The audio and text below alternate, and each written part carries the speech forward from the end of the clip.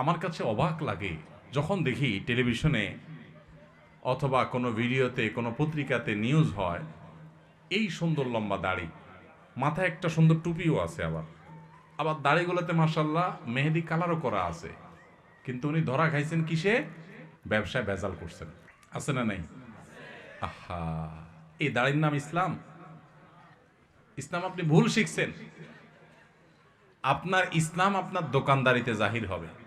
আরব দেশগুলোতে, আফ্রিকার দেশগুলোতে রমজান আসলে বিভিন্ন আইটেমে মানুষ ছাড় দিয়ে দেয়, অফার দিয়ে দেয়, কম দামে দিয়ে দেয় যাতে মানুষ সোজা রাখতে পারে। আর আমাদের দেশে 5 ওয়াক্ত নামাজ পড়ে, লম্বা দাড়িও আছে, মাথায় টুপিও আছে, মাশাআল্লাহ, আবার ওমরা হজ করেও আসছে, আবার দাড়িতে মেহেদিও দিছে, মাথায় একটা টুপিও আছে, মাশাআল্লাহ, লম্বা সম্বা।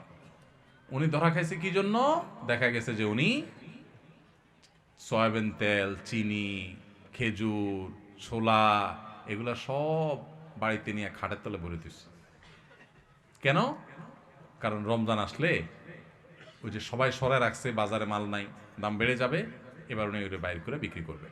এরকম 2 নম্বর ব্যবসায়ী আছে না নাই? আছে। আমরা ইসলাম বুঝি নাই ভাই। আপনি 5 ওয়াক্ত নামাজ পড়েন, অতিরিক্ত টুপি মাথার না দিলেও চলবে, আপনি পাঞ্জাবি না পড়লেও চলবে, আপনি অতিরিক্ত তাসবিহ তাহলিল না করলেও চলবে, কিন্তু আপনি হক হালালে চলেন। মানুষের হক নষ্ট করিয়েন না। মানুষের হক নষ্ট করবেন আর এদিকে সুবহানাল্লাহ আলহামদুলিল্লাহ পড়বেন, আপনার সুবহানাল্লাহ আলহামদুলিল্লাহ দেখে শয়তানও হাসবে। আমি বলে গেলাম, শয়তানও হাসবে, কারণ আপনি যে কাজটা করতেছেন এটা ইসলাম না। আপনি যেটা করতেছেন এটা ভুল। আপনি নফল কাজ করার চাইতে আপনার জন্য বেশি গুরুত্বপূর্ণ হলো আপনি কোনো মানুষের অধিকার নষ্ট করবেন। আপনি দোকানদারি করেন, আপনি চাকরি করেন, ব্যবসা করেন, যাই করেন 2 নাম্বারই করবেন। আল্লাহকে ভয় করতে হবে।